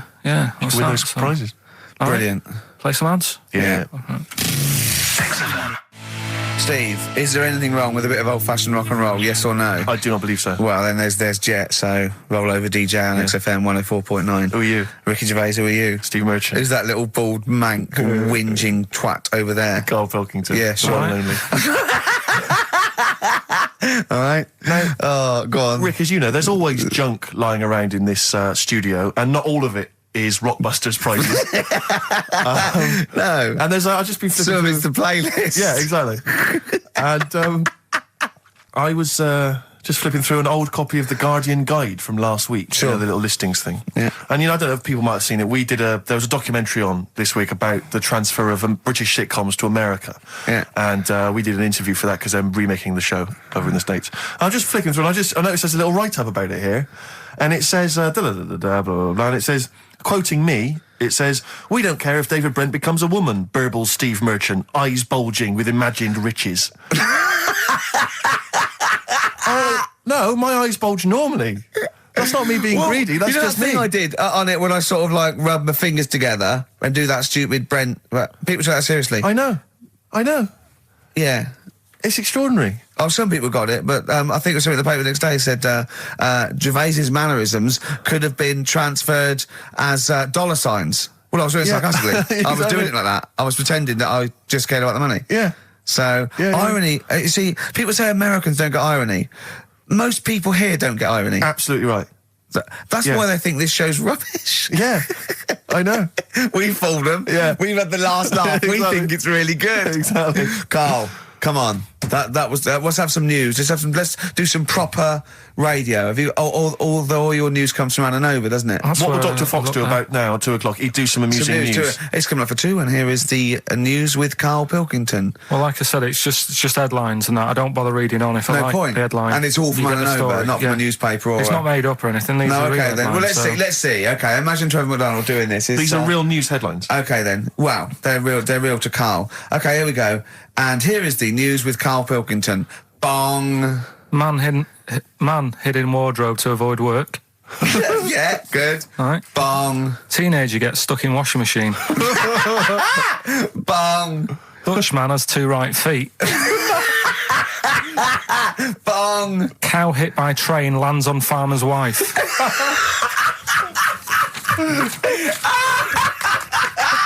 That is the real news to you, isn't it? That's brilliant. I was just thinking the cow flying through the air. Yeah. And the wife going, oh no. Yeah. Oh dear. Dutchman has 2 right feet. Yeah, he's having some operation or something, and What, they put the wrong foot on him? he's got 2 right feet or something. Well, maybe it was only a right foot that was available. Good dancer. Yeah. Oh dear. What Well, else? in real news, I was I followed that thing with it was that fella that got into the palace when Bush was there. Right, an undercover journalist, Yeah. I mean, it would have been a problem if he was a terrorist, but it's sort of like, and as the palace said, you know, all our tests are to expose terrorists, not journalists. Yeah. I just think it was no big deal, really. Yeah. I think it was much more big a deal for Well, I the think it was- journalists than anyone else. It's like, well, okay, well, all the journalists in the world can pop up as long as no terrorists get in. Yeah. We're all right. Exactly. Yeah. A bloke just got through a terrorist. No, an ice cream seller. Yeah. That's all right. It was like the waiting hand for thinking, I can't believe it. It's Baz Bammingboim from the Daily Mail. Yeah. And I think that's Gary Bushell. That's fine. That's fine. Don't worry about it. Yeah. But it was just that all he did wrong though was just lied on his CV. Well, I think he did. But everyone lies on their CV. Of course. Everyone Actually, gives references. I don't think I've ever done a CV. I tried to lie. I did one once when I was at ULU and I was an events manager. I applied for a job at Radio 1 for events manager. Didn't even get an interview. Yeah. So I just stopped the CV lark. Sure. And I just, The one knocked back and that was exactly. it. No, but yeah. So You've lied on your CV, have you, Carl? Yeah, loads. Yeah. It's just it's like someone from Little Britain. Yeah, no. Yeah, loads. Yeah, go on. Come on. there was one Radio, when come on. there was a job going at Granada. In fact, this isn't even lying, and I still didn't get the job. Go on. right? But Well, you Granada, don't get a job just because you don't lie. It's not. Have you lied? No, you got the job. Yeah. No, but there was they ask you loads of stuff, don't they, that you think, well, that's got nothing to do with the job. I don't know why you're bothering me, asking me certain stuff, right? Qualifications, things like that, yeah. Yeah, But, well, it was languages, yeah. right? What did it say? It just said, put your name, put your address, languages, right? And, What? Oh, yeah. You don't speak any other languages, do you? well, I just put English, quite good. You didn't. No, I did. Honestly, asked Suzanne. I think you told me this before. Did you really put English quite good? Yeah, honest to God. Didn't hear back. Well, you know what they meant now. That you know what your error was, don't you? Are you fluent in French, German, Chinese? Yeah, but I didn't want them to think I've got loads of big words and that. Do you know what I mean? Well, I don't use loads of big words and stuff. No, they There's meant. no Do you point. speak any other languages? It's any other languages, Carl, not the They one your assume that you native can language. speak English because you're filling out a form. Yeah. Oh, well, it's like language is none. They assume you can speak something, and they probably think it was English. And to put quite good when you are English. Yeah. English is your first language. Yeah, I'm quite good at it. I see your point now. It's true, though, isn't it? I'm not sure quite good is accurate. No, poor. English, weak. poor. Weak. You didn't get the interview now. What did Suzanne say when you told her you'd put that? She just laughed. It was Really? too late. It was too late to do anything. How's her hair? Do you want to talk about it? Right, she's off today, so Is it alright, is it? Oh, she's listening, you mean? she's at home today. But it's probably alright now, isn't it? Because a bad hair day, it doesn't last. but it'll be nice. It'll be a little nice, not today. You're scared of her, aren't you? No. I mean, I don't want to... You've learned your lesson that, you can't talk about people like that. because it upsets them. Well, plus I can't do it all now because we're doing Pulp Fiction later, and it sort of involves her head. So Brilliant. So let's... Excellent. There's me thinking that you're being considerate. Yeah. Or worried about some You don't want to use up the material until later.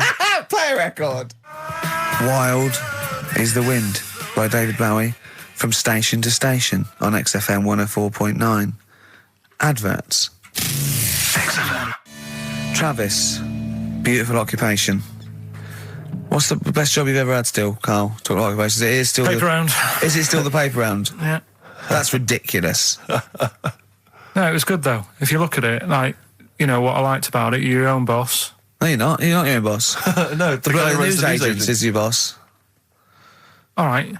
But then once you get out and you've got your papers and that, you sort of, you're on your Do own. what you want can as long think as you about deliver the stuff. papers exactly to the places he said you are in the time he said. Yeah. It's and I did. freedom, isn't it?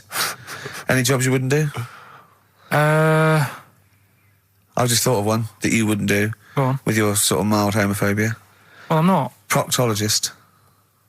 What's that? Basically sticking your finger at other people's arses. Right, well, I wouldn't do that, no. Why have you got to do that?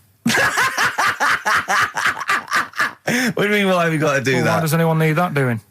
Because they got to look if they've got an arseache or something.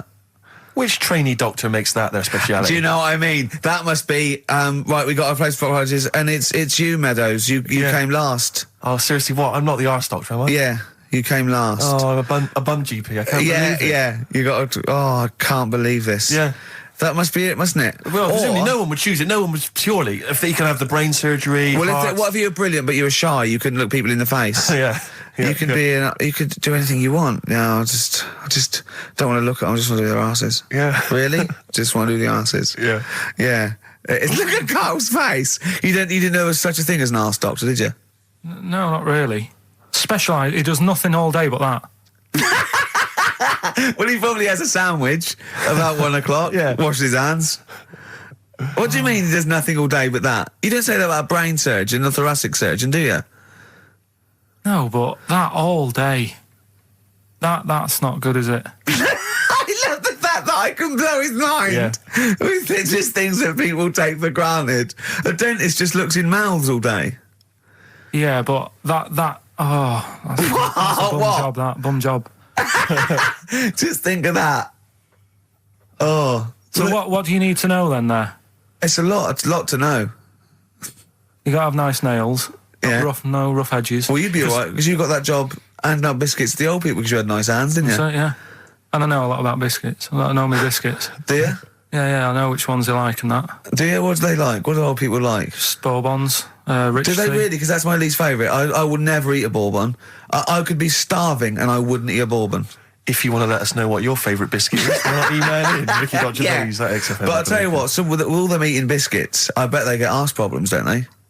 So you could double up, couldn't you? You could be handing out biscuits in the morning and checking out. So why would you go and have that done then? What sort of problems then? What do you mean? Loads of problems. Like what? Prostate. And they've got to go there. They have to like have a little, you know. Well, Problem. there was that. I told you that story. That bloke. It's not an apocryphal tale because it's about an orderly's report, and this is the bloke that filled out the form. And what happened? He went into hospital basically with a sauce bottle up his arse, and on the report, he said obviously, you know, pleasuring himself using a sauce bottle. And on the report, he said that he'd been shopping at Safeways and he'd come in with his shopping and he'd forgot his key. So he'd put his bags down on the step, right? And he started climbing up the drain pipe to get in, right? But as he was climbing up, his trousers and pants fell down. He slipped and fell, and the sauce bottle went up his arse. And the orderly said this story would be somewhat believable if Safeway sold their sauce bottles with condoms already attached. That's like a game of Kaplunk. So he I love that he put a condom on it. I wonder if that was so he didn't want to get an infection from it, or he wanted to use it on his chips later. So waste not, want not. Talking of arse, yeah. Rockbusters. we should give those clues again because we're not getting many right responses here. Let's give them once more. Do you know what I think? Because the mentalists out there get his clues and they're rubbish. So I think his clue must be so way off. I know. That it's something wrong. Do you know what a pun is, don't you? You can't change the word. You can't have, he's bald and he rides a bike. Who's that? Bicycle Stipe. That doesn't count. It's got to be Michael Stipe for it to be correct. It's got to be Michael Stipe, yeah? All right, well, the most we've got 2 right, right?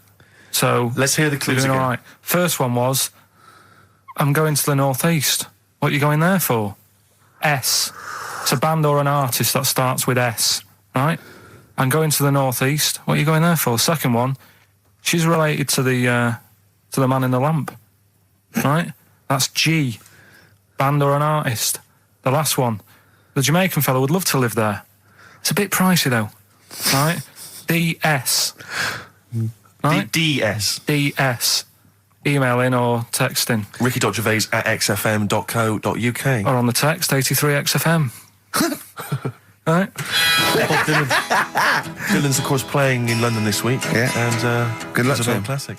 Bob Dylan, It's All Over Now, Baby Blue from 1960-something. Bit of trivia for you, Steve. Go on. That is the last record we ever played on the old XFM before we were fired. I bet that was a moving moment for about 8 people. I just thought of something. You know that thing we did about, they said that we just cared about the money, selling it to America? Yeah. If we cared about money, would we be here now? Do you know what I mean? I know. I think this proves that we don't do things for the money. Exactly. Jesus. All right, Carl? Couple of emails. Monkey Matt's emailed us. Who? Monkey Matt. Oh, Matty, yeah, go on. Yeah. He says... How's the Monster? He's all right. He says, Carl has missed a cracking headline from The Sport. Hide-and-seek champion found dead in cupboard. I hope it's real. I don't know if it is. I doubt it. Just looking through some of the news stories that Carl did make it into Carl's news roundup. Yeah. This one you might be interested in. Headline, woman says partner ran off to become vampire. Yeah. And it says a young mother says her partner has dumped her to become a vampire. Rebecca Roberts from Somerset says Matthew Barrett fell for a blood-worshipping woman in a US cult. The 23-year-old mother says he began shaving all his body hair, dressed in black, and used Rebecca's lipstick to redden his eyes. Rebecca caught him performing weird blood rituals in front of his computer at night, cutting himself to prove commitment. She said, I thought it was just a hobby. Everyone's got a right to one. I was pleased he'd found an interest. Brilliant. This is apparently from The Sun. Apparently he's left. He's gone to America. He's living in this Ohio-based cult. But it's the last bit where she's been asked whether or not, if he came back, would she take him back? Sure. And this is where I wonder if the journalist, you know how journalists are supposed to just report the news, be objective. Yeah. I wonder if maybe the journalist here has maybe had some interference. Made the quote better for them than go on. Because it says, I never thought this would take over his life. Now, if he came back, I'd say fangs, but no fangs. Oh, dear! I can't believe. Imagine you're the woman, Rick. Okay. And I've come round. You're the journalist. I'm the journalist, and I've come in and I've said, okay, I read about this. All I have to do is not say that thing. You've come. I understand you're obviously quite upset. Your husband's gone gutted. off. If he came back, would you take him back? Definitely not. Right. What would you say to him then if he came back? Just get lost. Right, but I'm really pissed off with you. Would you perhaps say something a bit more pithy? Not in this situation, no. You're upset? He cuts himself, he drinks blood, he's left me. Sure, sod off. I'm not interested, mate. Because I tell you what. Go on. I mean, I like what you said there, but I wonder if we could condense that a bit more. If he came back, would you say... Go away. Would you ever say something like, thanks, but no thanks? No, because it makes it flippant, because I'm really angry. I know you're annoyed. And I'm upset, so I wouldn't say... I certainly wouldn't say thanks. I might say no thanks. But what if you sort of said it like aggressively, like you're giving him the finger, thanks, but no thanks? Like you didn't really mean sort it. of sarcastically? Sarcastically, would you possibly say I that? might say thanks, but no thanks, and that'll be it. And that's Right. and I'd leave it there. I'd never change that. Sure. I'd never change those words. Can I ask you a question? Go on. Do you like puns? Hate them. Right. I don't like It's Countdown. interesting. I don't like QI. I don't like any of those posh Cambridge, Oxford types. I hate puns. If you had to say thanks, but no thanks in the form of a pun, what would you maybe say? I wouldn't. I never would. Right. I'd say thanks, but no thanks. I would. I mean, I feel embarrassed that I'd even say that because I don't think I would even say thanks, but no thanks. Okay. But if I did go that far, I'd leave it there. Sure. So, have you ever noticed, as I have, Go on. the similarity between the word thanks and fangs. Not really. It's very similar. Not Fangs, really. fangs, F-T-H, there's a K. Fangs very much. G, it's A and S. Well, the A, the N and the S, but that's about Would it. you agree it sounds marginally similar? Yeah, sort Is it of. possible you might one day say fangs but no fangs? I wouldn't know. Right. I could put that though, could I? But don't say I said it. Right. I mean, yeah. Fangs, but no fangs. Yeah. This is the thing. Just if you ever read an article in The Sun, The Mirror, anything, do not believe it. Really seriously question and query it, because If it ends with fangs, no if fangs. it ends with a pun, Yeah. almost certainly they never said it. Feeder. Do you know what? I'm annoyed at now, right? We've got another ad break coming up. How many ad breaks have we had in this show? I know. Carl, how many ad breaks have we had in this It's show? only about 3 or 4 an hour. 3 or 4 an hour, so about 3 minutes. So 20 minutes. 20 minutes is wasted on shite. I mean, apart from the stuff we talk Well, about. it's funny you should say that, because someone said to me last week that they felt that there were more adverts now on the show than there used Are to there be. more adverts Rick, in the I think, show? though, I think just checking some of the emails, I think that's because people are requesting them. They find them more entertaining than what we're giving them. But can't we sort this Well, out? don't go on about it. No, can't we though? Why can't we have less? Why have we got so many? Is it? It happens, doesn't it? Well, no, you can't listen to radio in after every record. It's bad enough trying to keep me listening with the rubbish we come out Yeah, with. we've got Rockbusters here. Let's get them back. Right? Right, Come on then. first, it's, Right, has anyone got all three? No. No, right, okay. So there's some. I'm going to ban Rockbusters. Okay, go on then. What are the clues again? Tell me the answers. Well, give us the ones that they did get. All right. Well, they did get. She's related to the man in the lamp. What's that? That was G. Gina. That was Genie. Genesis. All right. Genesis. Like Genesis. So it's the sister of the genie. Genesis. They got that one. No. What's the band's name? Genesis. So no, Genesis. say the band name. Genesis. Right, okay. Well, I don't get it, because Genie is just nothing like that. Well, they did, so don't worry about it. Stop worrying about the ads, stop worrying about that, all right? The third one was, the Jamaican fella would love to live there, Go on, but it's a little bit pricey, go on. right? That What was the initial? DS. Deer Streets. All What? right? It's a Deer Street to live on. Deer Streets, oh yeah, I haven't heard of them. But what are they, a band? That's Dire Straits. No, it's not Dire Straits! It's not Dire I'll Straits! say- Deer Streets! The Jamaican fella. Go would on love then, to live go on, there. make it sound like that. Like Deer Streets. Deer Streets. Do Dire it again, no, it's Straits. still not, keep going. I haven't got it yet, go on. Deer Streets. Deer Streets. They got that one as well, so... All right, well, let's hear the one they did Can I get. do an impression of a Jamaican fella saying Dire Straits? Right. Dire Straits. The first It's not one, the same. The first one they struggle with was I'm going to the northeast. What are you going there for? When you say struggled with, no one got this. No one got it. Go People on then. didn't even attempt it. Okay, go on, the northeast. I'm What? going to the northeast. What are you going there for? Seal. Seal? What? Hull's up in the northeast, isn't it? Hull is, yeah, Sea Hull, yeah. Yeah, so what I are you haven't going heard there of for? them either. Is that- Not a seal, right? So that works. Who's Sea Hull? Seal. Oh, Seal. What's that got to do with the north, though? Seal.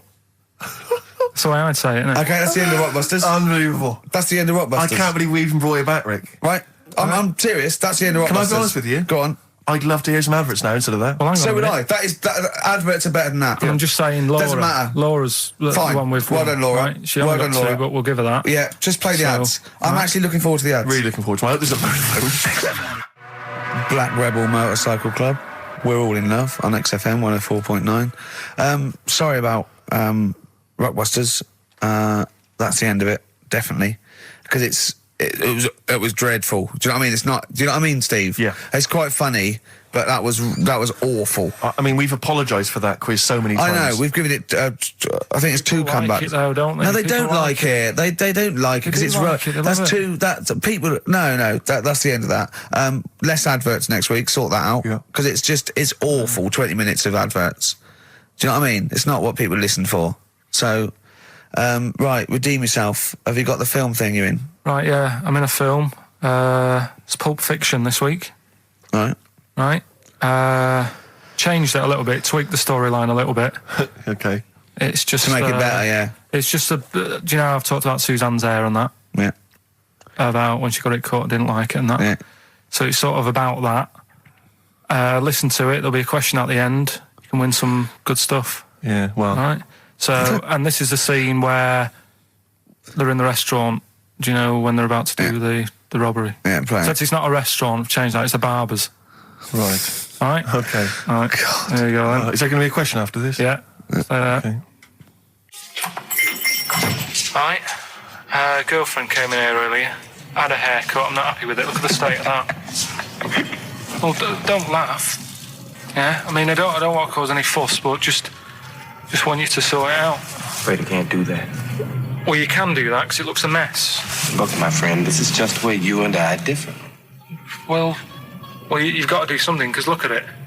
When she came through the front door at home, I thought Dave Hill out of Slade had walked in. Funny, I was thinking the same thing. Look, I don't want to cause any problems or anything. She hasn't even seen it properly yet. She sort of had it cut and came straight home and didn't look at it. Suzanne, just look in that mirror. Look what they've done to your head. God damn it, what is it? Suzanne! We're not going to do anything stupid, are we? I'm the manager here. There's no problem. What do you mean it's not a problem? Look at the state of her hair. Be calm, cooperate, and this will all be over in a minute. I'm gonna go home. No, we're not going anywhere until they've sorted your hair out. I'm not walking home with your hair like that. It's embarrassing. So let's just get it. You die. No, forget having it dyed. Just get it cut. Colour's not a problem. Just sort it out. Just get rid of... Let's see what we can do. Right. Good. Look at it. Look at the state of it. I'm trying real hard. Suzanne, just keep your head still there so you can... Just hang in there, baby. You're doing great. I'm proud of you. Just sort that bit out there. Just cut that.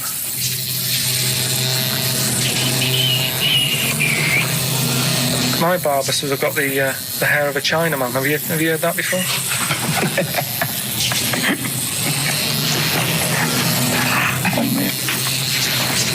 What?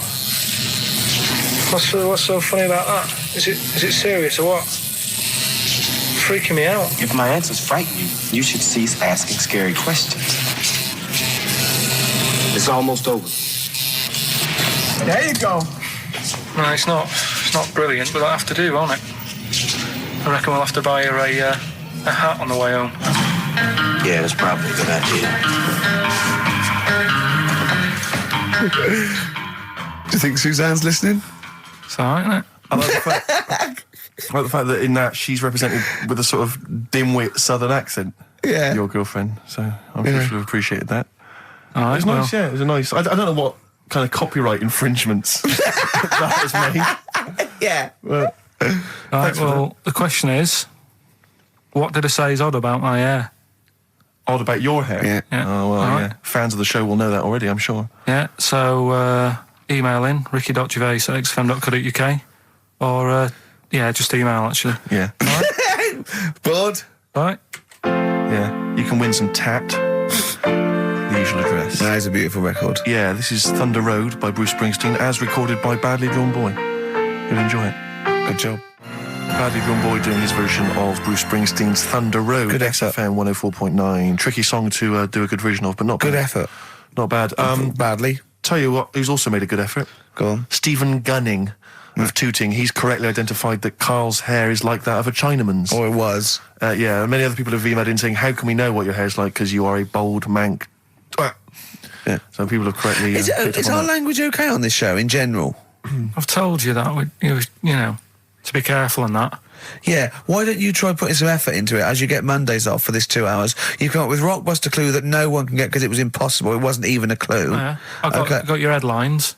I've done Pulp Fiction, right? I taught you about that fella, the builder fella, and his eyes and that. You don't even know what you're talking about. You don't even know what you've taught me. It's sort of like you borrow information. It's like one of those things that, what are those things called, write once, read many. You can just pass it on, and it's Yeah. one of those CDs you can just play once. Well, it struck me that when- is you and information. It goes in. If you tell someone once, it's like you've lost it. It's like passed the parcel with knowledge. It's gone now. You don't even remember what you told me. Like a chain letter. What? You mean chain letter, don't you? Shut up. it struck me when we were listening to his phone call to you at the very beginning of the show. I don't know if you might have missed that, but basically it was a message that Karl left for Ricky. But about halfway through that message, there was the feeling, I don't know if you noticed, but like the words started to fall apart. It was like he wasn't going to make it. Every time Karl opens his mouth, it's the equivalent of walking across one of those rickety bridges in Indiana Jones. That you might not make it to the other side. I know, yeah. Oh, look at him. Anyway, we've had a few laughs and we've had a few insults. Yeah, but, so we'll try and sort of really, honestly, I'll try and sort out something else as opposed to Rockbusters next week. Less adverts, I think. Ideally. What else? Oh, better chat, better music, better presenters. No, come on. They got rid of Monkey News. Was it? Oh, no, is there no Monkey News? No, it's gone on this week. Don't talk. There must be some Monkey News. It's not like it's real news. You tell us stories about chimps from the 18th century. It's not. Don't give me nothing happened this week. You just didn't look at the internet. Did look.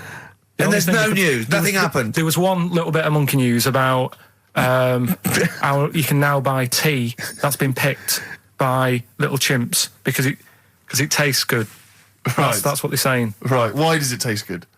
What do they do to it? I don't know. It just annoyed me. Is it those chimps from the PG Tips Act? Well, that's the annoying Are thing. they dressed up, having funny conversations? But like that's in a the house thing. somewhere? Everyone made a fuss about, that's cruel making them pick a piano up. Yeah. If I was a chimp, I know what job I'd prefer. Sure. Do you know what I mean? Doing removals rather than standing in a field picking tea and that. Yeah. I love the fact that he probably thought that was a documentary. Yeah. He thought it was a trailer for a Channel 4 programme.